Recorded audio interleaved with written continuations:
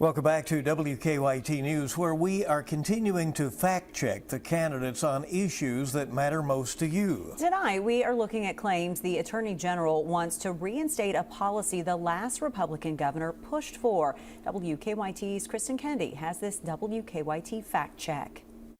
Asthma, cancer. A new ad from a group backed by the Democratic Governors Association is taking aim at Daniel Cameron. Cameron promised Matt Bevin-style cuts to Medicaid and to actively work to gut protections for patients with pre-existing conditions on private insurance, too.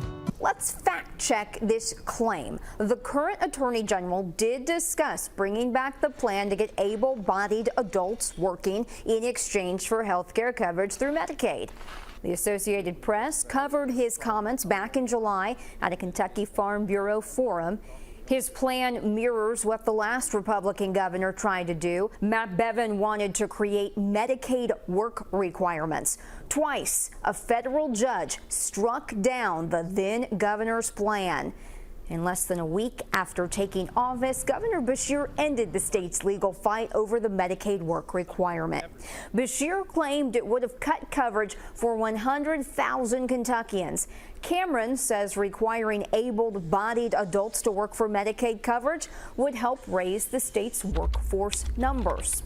Those are numbers that we have fact-checked before. The Bureau of Labor Statistics and the Kentucky Center for Statistics do show a smaller labor force now compared to December of 2019 when Governor Beshear took office.